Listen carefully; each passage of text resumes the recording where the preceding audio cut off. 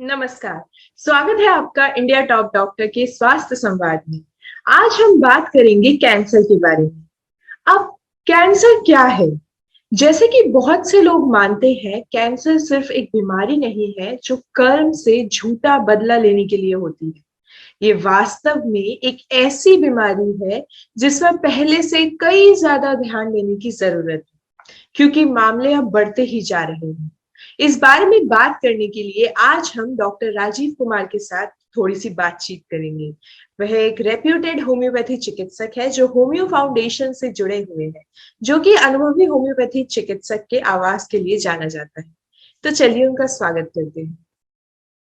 तो जैसे कि आप जानते हैं, हम कैंसर के बारे में बात करेंगे, लेकिन उससे पहले आप हमें अपने बारे में कुछ बताइए।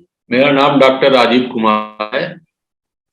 मैं बीए होम्योपैथिक में BHMS देन MD किया हूँ और मैं 2001 से कैंसर का इलाज कर रहा हूँ। पहले मैंने 5-6 साल कैंप लगाया, फ्री कैंप लगाया। उसमें मैंने देखा सारा केस को। उसके बाद मैंने कैंसर का इलाज शुरू किया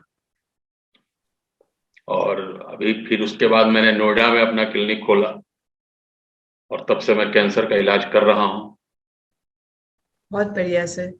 तो तो सर, ये कैंसर एक बहुत ही मतलब इंक्रीजिंग रेट पे बढ़ते जा रहे हैं, लोगों में ये केसेस बढ़ते ही जा रहे हैं। तो आप हमारी जनता को ये बताइए कि कैंसर किसे किसे होता है, कौन इसके सबसे ज्यादा रिस्क पे होता है? कैंसर में रिस्क फैक्टर तो बहुत ज्यादा होता है, लेकिन कैंसर में रिस्क सबसे ज्यादा जैसे है महिलाओं में ब्रेस्ट कैंसर का, फिर यूटेरस कैंसर, सर्विक्स कैंसर, इसमें रिस्क बहुत ज्यादा होता है।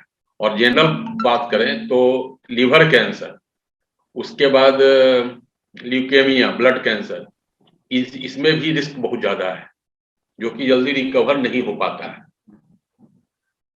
अच्छा, तो इसकी स्टार्टिंग की जर्नी का क्या है? कैंसर शुरू कैसे होता है?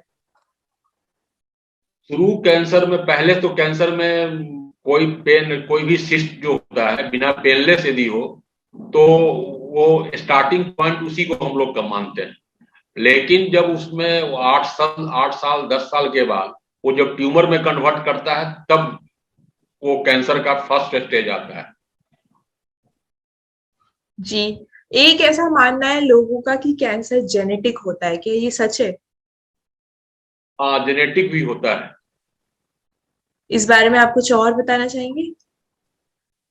जैसे मैंने देखा, हरियाणा के एक गांव से पहले एक मरीज मेरे पास आए, तो हमको लगा कि ये कैंसर बाहर से आया है।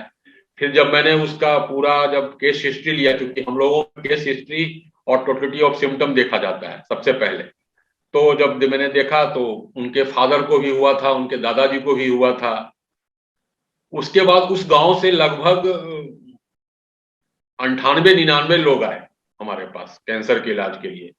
तब पता चला कि वहां का पानी भी कुछ खराब है, वहां खाना पानी सब खराब है, क्योंकि जेनेटिक वहां पर, जेनेटिक के साथ साथ वहां पर एक्सटर्नल भी बाहर से भी आ रहा है, क्योंकि खाद वाला खाना आज जो हम लोग ले रहे हैं, केमिकल युक्त खाना, तो वो और पानी जो खराब होता है, इसके चलते भी कैंसर होता है। एयर पॉल्यूशन जहां ज्यादा रहा, जैसे अभी हम लोग दिल्ली में बैठे हुए हैं, यहाँ का एयर बहुत ज्यादा, माने बहुत ज्यादा पोल्यूशन पोल्यूटेड रहता है, इसमें भी कैंसर होने का खतरा रहता है। अच्छा, और जैसे हमने सुना है कि कैंसर के स्टेजेस होते हैं, first stage, second stage, third stage, fourth stage.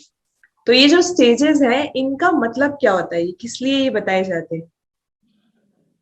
Cancer में जैसे फर्स्ट स्टेज में जब वो आता है, जब वो कोई भी सिस्ट जब ट्यूमर में कन्वर्ट हुआ, तो पेन स्टार्ट होता है फिर बंद हो जाता है, तो उसको हम लोग फर्स्ट स्टेज कहते हैं। उसमें ट्यूमर में पस आने लगता है, और कुछ ट्यूमर में पस नहीं भी आता है, जैसे कुछ जो है सार्कोसोमा वगैरह है, उसमें पस नहीं भी आता है, लेकिन जनरली पस आता है। सेकंड स्टेज में पस सड़ने लगता है, और सड़ करके उसके ऊपर का जो लेयर है ट्यूमर का हार्ड हो जाता है, वो निकल नहीं पाता है। जैसे कोई भी यदि अल्सर यदि हमें बाहर हो, तो उसमें पस बनता है और पस निकल जाता है। तो कुछ नहीं होता। लेकिन वही यदि क्यूटेनियस लेयर के अंदर है, इंटरनल ऑर्गन में, तो इंटरनल ऑर्गन में पस निकल नहीं पाता है, वो सड़ जाता है। तो जब सड़ गया तो वो सेकंड स्टेज होता है। थर्ड स्टेज हम लोग में थर्ड स्टेज ही होता है। थर्ड स्टेज में वो बहुत ज्यादा पेन होता है और बहुत तरह तरह का दिक्कत आने शुरू हो जाती है। किसी किसी को चेस्ट में पानी भर जाना, फिर किसी को है कि बहुत ज्यादा उसमें पेन होना, पेट में लीवर कैंसर है तो पेट बाहर बहुत बाहर से निकल जाता है। तो इस तरह से होता है दिक्कत। हमारे यहाँ कोई भी पिक्यूलियर कैंसर यदि हम लोग कैंसर कहते हैं तो हमारे यहाँ सारे कैंसर को एक ही इलाज किया जाता है। थोड़ा सा लीवर कैंसर है, ब्रेस्ट कैंसर है, तो थोड़ा बहुत चेंज होता है, बहुत ज्यादा चेंज नहीं होता है। एक जनरल जो हम लोग लेके चलते हैं कैंसर का, उसको लेके चलना ही चलना है। और हमारे यहाँ कैंसर जो का इलाज जो हम लोग करते हैं तो हम लोग रूट से करते हैं। जैसे ये लोग एलोपैथ में कीमो कराते हैं, फिर अल्ट्रा रेडिएशन कराते हैं, सर्जरी करते हैं। तो हमारे यहाँ न कीमो करने की जरूरत है, न रेडिएशन कराने की जरूरत होती, और न ही सर्जरी की जरूरत होती है। हाँ, कुछ केस में है कि जो कि जिसमें सर्जरी जरूरी है तो उसको हम लोग एलोपैथ के पास रिफर करते हैं कि उससे ठीक हो जाएगा। लेकिन जहां पर दिख रहा है कि अभी ये हम लोग से मेडिसिन से हो सकता है, तो हम लोग रूट से जो काम रेडिएशन करता है, कि जहां भी है कैंसर का जो नोड दिखा उसके सराउंडिंग वो लोग रेडिएशन करते हैं। कीमो डाले तो उस स्थान पे जाना चाहिए। सॉफ्ट ऑर्गन है तो कीमो में भी देने में दिक्कत होती है। लेकिन हम लोग का मेडिसिन जो है वो रूट पे के पर जाके असर करता है और उसको धीरे धीरे उसको रिमूव करता है, और वो भी यूरिन या बाथरूम के थ्रू बाहर भाग जाता है, निकलता है। पेशेंट को उससे कोई कंप्लेन नहीं होती है। तो सर मेरा अगला सवाल ये है कि कैंसर के सिम्टम्स क्या होते हैं, क्योंकि जितना जल्दी अगर कोई पेशेंट उसे पकड़ ले उतना जल्दी वो अपना ट्रीटमेंट कराना स्टार्ट कर सकता है। तो कौन कौन से ऐसे सिम्टम्स होते हैं? देखिए, कैंसर में शुरुआत के स्टेज में, जिसको कि हम लोग कैंसर कहते ही नहीं है, जैसे बॉडी में हम लोगों को कहीं भी कोई सिस्ट दिख रहा है और पेनलेस है, तो वो 90% कैंसर नहीं होगा, लेकिन 10% उसमें कैंसर होता है। जैसे बॉडी में कोई भी नॉर्मल एक्टिविटी, जैसे हमें खाने में दिक्कत हो रही है, कॉन्स्टिपेशन बहुत ज्यादा हो रहा है, मेडिसिन लेने के बाद भी कॉन्स्टिपेशन ठीक नहीं हो रहा है, तो एक बार वो उसमें सीटी स्कैन करा करके देखना चाहिए कि आखिर क्या। फिर एसिडिटी है, आजकल जो आम है मैं उसके बारे में बता रहा हूँ। एसिडिटी है, एसिडिटी भी बहुत लोगों को होती है। एसिडिटी की मेडिसिन लेना चाहिए शुरुआत में। तो जो भी मेडिसिन है एसिडिटी की ले करके देखें, फिजिशियन से दिखाएं, ठीक हो जाता है तो ठीक है। लेकिन वो एसिडिटी मेडिसिन लेने के बाद भी यदि ठीक नहीं होता है तो एक बार सीटी स्कैन करा कर देखना चाहिए कि कहीं लीवर कैंसर तो नहीं है, कोई गांठ वगैरह तो नहीं है। उसके बाद यूटेरस कैंसर में आइए तो उसमें ब्लीडिंग जो होती है, जनरली नॉर्मली जो है 28 दिन का पीरियड होता है मेंस का रिपीट करने का। तो 28 दिन में कभी कभी 30 दिन, कभी 26 दिन नॉर्मल है। लेकिन उसके अंदर कभी 15 दिन में, कभी 7 दिन में हो जाए तो पहले तो आप गायनेकोलॉजिस्ट से मिल लें। यदि मेंस इरेगुलर है तो उसके लिए मेडिसिन दिया जाता है। लेकिन यदि वो नहीं ठीक होता है तो उसमें भी एक बार सीटी स्कैन कराना चाहिए। पेट स्कैन, जब सीटी स्कैन में कुछ कोई गांठ वगैरह दिखता है, कोई भी ट्यूमर वगैरह दिख गया तो फिर तब उसको पेट स्कैन करा करके फाइनली हम लोग देख लेते हैं कि हाँ कैंसर है या नहीं। क्योंकि कोई भी गांठ जो होती है तो वो किसी भी रोग को ठीक होने में प्रॉब्लम करती है। और आजकल तो हम लोग देख रहे हैं कि कैंसर बहुत ज्यादा फैल रहा है, बहुत ज्यादा तेजी से फैल रहा है, क्योंकि लोग इग्नोर कर रहे हैं, बेस्ट लाइफ में इग्नोर कर रहे हैं। खाने की चीजें भी सही नहीं मिलती, एयर पॉल्यूटेड, पानी पॉल्यूटेड, फिर बहुत ज्यादा स्ट्रेस होता है। स्ट्रेस के चलते भी देख रहे हैं कि थायराइड कैंसर बहुत ज्यादा बढ़ रहा है।